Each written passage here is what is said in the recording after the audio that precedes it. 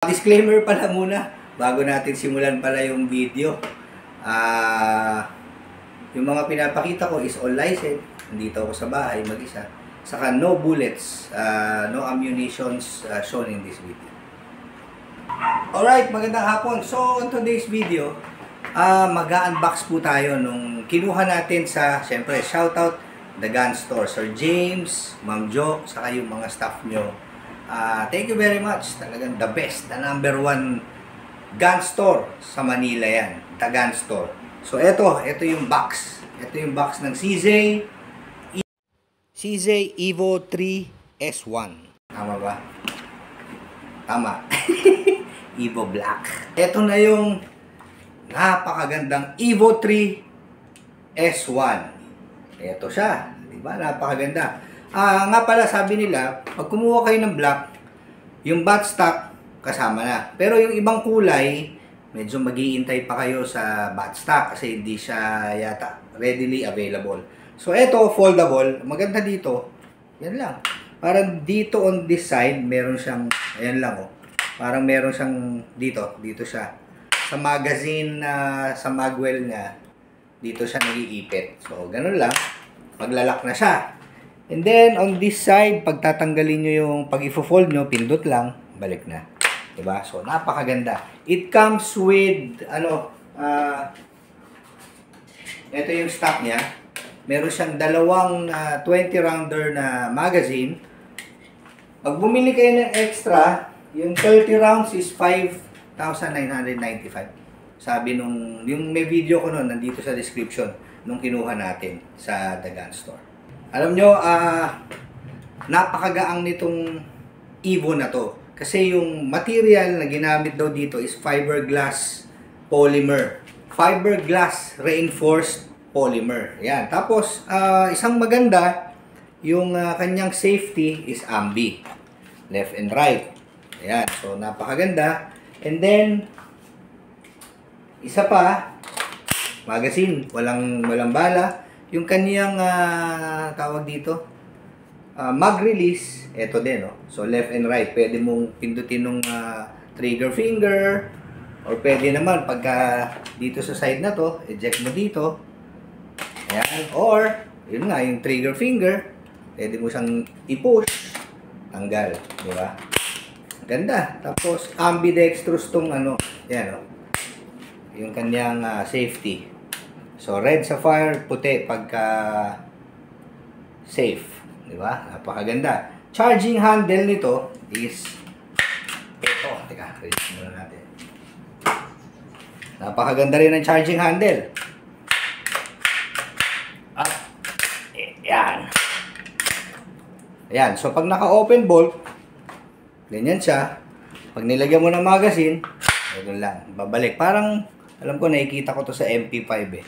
So, siyempre, di ba, kinategorize nila ito as PCC, Pistol Caliber Carbine, di ba? Dahil pistol, para siyang pistol grip, gumagamit siya ng 9mm na pistol ammunition, parang sa submachine gun category.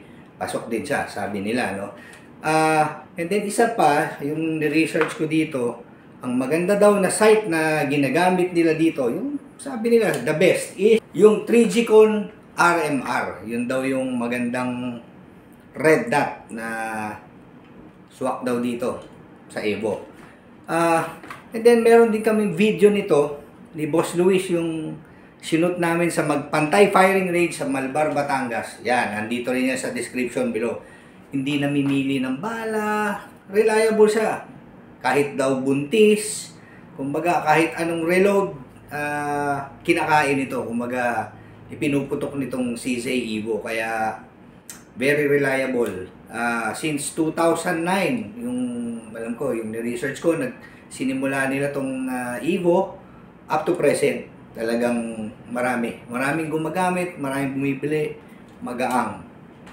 Okay, so, pag interested po kayo at gusto nyo tignan itong CZ Evo 3 S1, available po ito sa The Gun Store. Sa BGC po yan. I-type nyo lang po sa Google Maps nyo or sa Waze. Napakadaling puntahan. Tapos doon kayo magpa-park sa tapat lang mismo ng The Gun Store, meron doon open parking. Mas madali. Pagtawid nyo, eto na. Presyo nito, tanong nyo na rin sa kanila. Pero the best is, message po kayo sa The Gun Store para ma-avail nyo to. Next video, testingin natin to sa range. Siyempre, pinakamalapit dito sa atin is Bucor firing range. Testingin na rin natin yung ating shotgun. Nga pala, sama ko na rin sa video. Hintayin nyo yung armed natin na shotgun. Alright, so ito yung aking isa pang alam niya, mahilig tayo. Ito yung armed shotgun. Ito yung armed impactor made in Turkey. 12 gauge semi-automatic. Ayan, ito siya. So, yung butt niya, nafo-fold siya. Alam mo, ano ko lang dito, original to medyo nahahabaan lang ako dito sa butt stock nito. Ayan. So, yung butt stock nito is, pwede mo lagyan dito ng ammo. Tapos, bumili rin ako sa Lazada lang yan. May velcro. So, meron akong pwedeng idikit dito na tawag dito 6 ammo na holder yun na nakadikit dito sa velcro. O nga pala, so meron tayong empty chamber dito sa ating mismong chamber. So empty yan. So this is the semi-automatic 12 gauge 6 or 7 plus 1 in the chamber. Ang capacity nito okay naman siya, pero hindi ko pa natatry. Kasabay ko na lang pagka tinesting natin yung Evo. Ito lang medyo nabibigatan ako kasi solid talaga tong etong frame niya. Talagang hindi ko alam kung anong material to. Solid, pero talagang mukha naman talagang maayos. Alam nyo naman ng Turkey, medyo kilala na sila sa paggawa ng mga firearms. Kasi meron din akong Girsan, di ba? Yung 9mm, made in Turkey din yon. So, reliable sila. So, next, testing natin, the arm.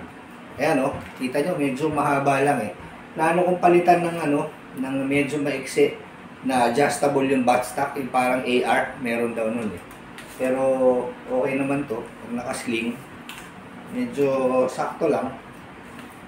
Ayan. Medyo mabigat, parang nasa almost 3 kilo din Ang bigat niya diba? Ayan. So, this is the arm impactor shotgun.